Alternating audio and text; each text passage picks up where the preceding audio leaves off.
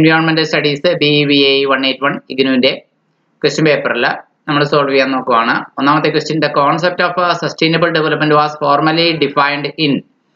Sustainable development എന്ന concept formally define ചെയ്തത് ഏത് റിപ്പോർട്ടിലാണെന്നാണ്. കുറെ റിപ്പോർട്ടുകളുടെ പേര് പറഞ്ഞിട്ടുണ്ട്. Somanathan commission report, Maurice Strong commission report, Delors commission report എന്നൊക്കെ. പക്ഷെ അതൊന്നുമല്ല, ബ്രൺലാൻഡ് കമ്മീഷൻ റിപ്പോർട്ടിലാണ്. നമ്മൾ ടെക്സ്റ്റ് ബുക്കിലെ പേജ് നമ്പർ 13 പറയുന്നുണ്ട്.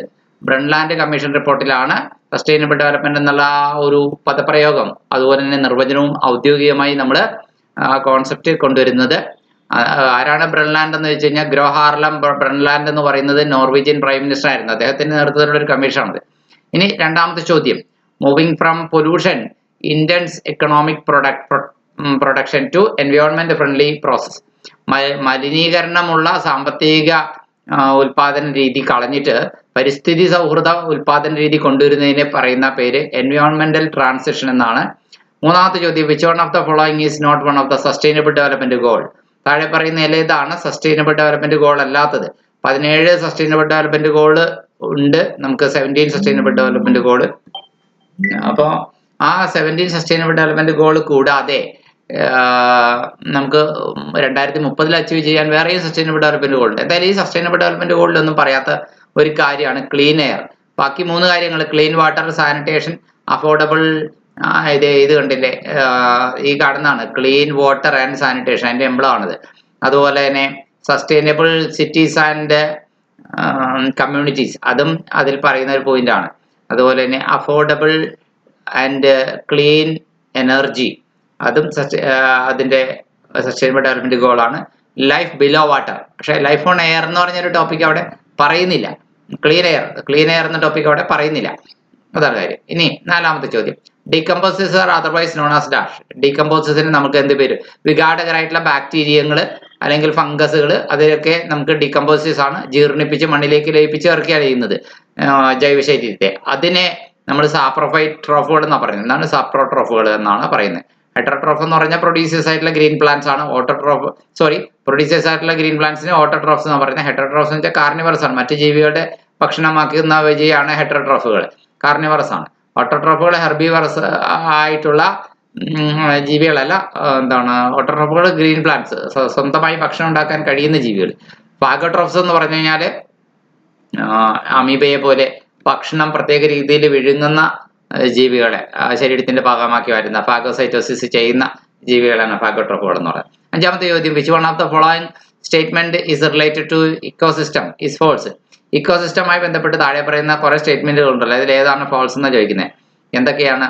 ഒന്ന്, all ecosystems are well defined boundaries. എല്ലാ ഇക്കോസിസ്റ്റത്തിനും വെൽ ഡിഫൈൻഡ് ബൗണ്ടറി ഉണ്ടോ?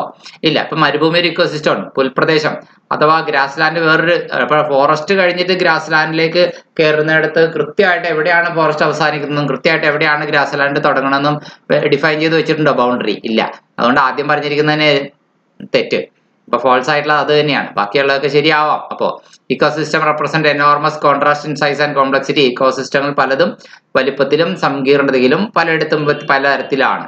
ഇനി ecosystem is a unit of study. Ecosystem എന്ന് പറഞ്ഞാൽ നമ്മുടെ പഠനത്തിന്, ഇക്കോളജിയുടെ പഠനത്തിന്, പരിസ്ഥിതി എൻവയോൺമെന്റൽ സയൻസിന്റെ പഠനത്തിന് ഒരു പഠന യൂണിറ്റ് ആയിട്ടാണ് നമ്മൾ ഇക്കോസിസ്റ്റത്തെ എടുക്കുന്നത്. അത് ശരിയാണ്. The time ecosystem was coined by Tansley, അതായത് ജോർജ് ടാൻസ്ലെ ആണ് ഇക്കോസിസ്റ്റം എന്ന് പറയുന്ന ഒരു ടേം കോയിൻ ചെയ്തത്. ആ ഭാഗവും കറക്റ്റ് ആണ്. Sir George Tansley, an Oxford ecologist, coined the term ecosystem in 1935. Tansler used the term to highlight the importance of material transfer between organisms and their environments. ഇനി ഇപ്പൊ നമ്മൾ ഒരു ചോദ്യം കൂടി അതിനകത്ത് ബാക്കിയുണ്ട്. Water component of biosphere is known as. ബയോസ്ഫിയറിലെ water കമ്പണന്റിനെ എന്താ പറയാ? വാട്ടർ കമ്പണന്റിനെ ഹൈഡ്രോസ്ഫിയർ എന്ന് പറയുന്നത്. ഗേഷ്യസ് കമ്പണന്റിനെയാണ് അറ്റ്മോസ്ഫിയർ എന്ന് പറയുന്നത്. ലിത്തോസ്ഫിയർ എന്ന് പറഞ്ഞാൽ റോക്ക് സോയിൽ കമ്പോണന്റ് ആണ്. ലിത്തോസ്ഫിയറിന്റെ കരഭാഗമാണല്ലോ, ജലഭാഗം, അതായത് എവിടെയൊക്കെ വെള്ളമുണ്ട് അതൊക്കെയാണ് ഹൈഡ്രോസ്ഫിയർ എന്ന് പറയുന്നത്. അത് വാട്ടർ കമ്പോണന്റ് ആണ്. അത് കടലായാലും ശരി, കുളമായാലും ശരി, പുഴയായാലും ശരി, അല്ല വെള്ളം കെട്ടിക്കിടക്കുന്ന സ്ഥലമായാലും ശരി, തടാകമായാലും നീർച്ചാലായാലും ഒക്കെ ഹൈഡ്രോസ്ഫിയറിന്റെ ഭാഗമാണ്. അവിടെയൊക്കെ ജീവനുണ്ട്. ബയോസ്ഫിയറിന്റെ ജീവനുള്ള വെള്ളത്തിൽ ജീവനുള്ള ഭാഗമാണ് ഹൈഡ്രോസ്ഫിയർ. അന്തരീക്ഷത്തിൽ ജീവനുള്ള ഭാഗമാണ് അറ്റ്മോസ്ഫിയർ എന്ന് പറയുന്നത്.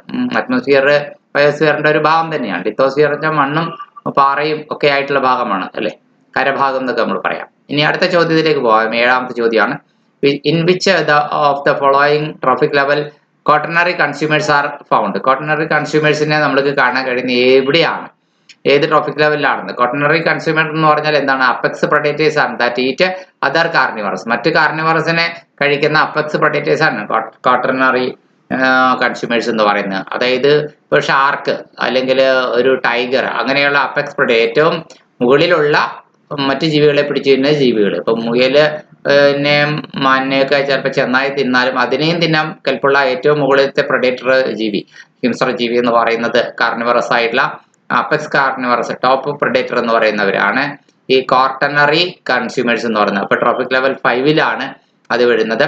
In which type of forest hemlock, yew and maple trees are found? Hemlock എന്നത് ഒരു ചെടിയാണ്. യോ മരവും അതുപോലെ തന്നെയാണ്, മേപ്പിൾ മരങ്ങളും ഒക്കെ ഏത് തരം കാടുകളിലാണ്? ഉപോഷ്ണ മേഖല ഇലപൊഴിയും കാടുകളിലാണ് ഇത് കണ്ടുവരുന്നത്. ടെമ്പറേറ്റ് ഡിസൂഡിയസ് ഫോറസ്റ്റിലാണ് കണ്ടുവരുന്നത്. Okay. In which of the following is a predator of desert locust?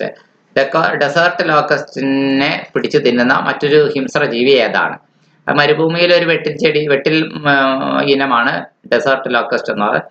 അതിനെ പിടിച്ചു തിന്നുന്ന ഒരു പ്രഡേറ്റർ എന്ന് പറയുന്നത്, ഒരു ബോജി എന്ന് പറയുന്നത് വൈറ്റ് റംഡ് വൾച്ചർ എന്ന് പറയുന്ന ഒരു തരം കഴുകനാണ്. വൈറ്റ് റംഡ് വൾച്ചർ ആണ് ഇവിടെ തന്നിരിക്കുന്ന ഓപ്ഷനിൽ. ഇനി വേറെ ഓപ്ഷൻസ് ഒക്കെ ഉണ്ട്. കലോട്ടുകളാണോ? കലോട്ട് എന്ന് പറഞ്ഞ ഒരുതരം പല്ലിവർഗമാണ്. അവയല്ല ഈ വെട്ടിലിനെ തിന്നുന്നത്. ലോറിക്കാറ്റയല്ല.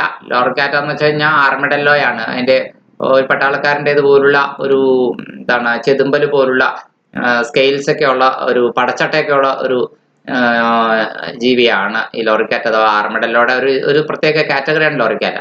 ഇനി 10, organism found living at the bottom of the water mass is known as. വെള്ളത്തിന്റെ അടിത്തട്ടിൽ കാണുന്ന ഓർഗാനിസത്തിലെ, അതായത് ഞണ്ടുകള്, കൊഞ്ചുകള്, ലോബ്സ്റ്റർ, ക്രാബ്, അതൊക്കെ ബന്ധിക്ക ഓർഗാനിസം എന്ന് പറഞ്ഞാൽ, അതായത് സമുദ്രത്തിന്റെ അടിത്തട്ടിൽ ചെളിയിലായിരിക്കും ഇത് കാണപ്പെടുക.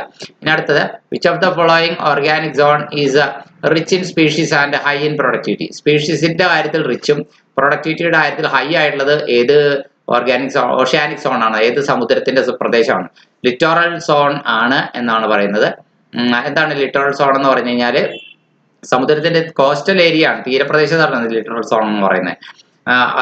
ബന്ധിക് സോൺ കുറച്ചും പറഞ്ഞില്ല, സമുദ്രത്തിന്റെ ചെളി നിറഞ്ഞ അടിഭാഗമാണ്, അവിടെയല്ല. അതൊന്നും അത്ര പ്രൊഡക്ടിവിറ്റി ഉള്ള ഏരിയ അല്ല.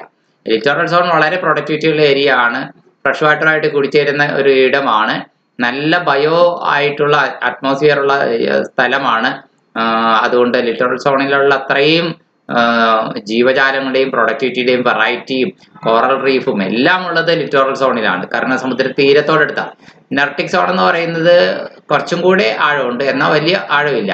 ഷാലോ വാട്ടർ ആണ്, നിയർ ദ കോസ്റ്റിന്റെ തൊട്ടടുത്തുള്ള ഷാലോ വാട്ടർ ആണ്. But not as productive as littoral zone. Littoral സോണിന്റെ അത്രയും പ്രൊഡക്റ്റീവ് അല്ല നെർട്ടിക് സോൺ. ഇനി which of the following is a non renewable resource? താഴെ പറയുന്നതിൽ ഏതാണ് ഒരു നോൺ റിന്യൂവബിൾ റിസോഴ്സ് എന്ന് പറയുന്നത്? 4 ഓപ്ഷൻസ് തന്നിരിക്കുന്നു. Forest, water, Pasteur, minerals. Minerals ആണ്. മിനറൽസ് ഒക്കെ ഉണ്ടായി നഷ്ടപ്പെട്ടു പോയാൽ ലക്ഷക്കണക്കിന് വർഷങ്ങൾ കൊണ്ടാണ് പിന്നെ അത് ഭൂമിയിലുള്ള ഇപ്പൊ ധാതുക്കളായിട്ടുള്ള കാൽഷ്യം ആണെങ്കിലും ഫോസ്ഫറസ് ആണെങ്കിലും അയൺ ആണെങ്കിലും എല്ലാ മിനറൽസ് ഭൂമിയിൽ വീണ്ടും ഉണ്ടാവണമെങ്കിൽ ആ ലക്ഷക്കണക്കിന് വർഷങ്ങൾ വേണ്ടി വരും. പക്ഷെ അത് പെട്ടെന്ന് തീർന്നു പോകുകയാണെങ്കിൽ ഫാസ്റ്റ് റേറ്റിൽ നമ്മൾ കൺസ്യൂം ചെയ്ത് തീർന്നു പോകുന്നുണ്ട്.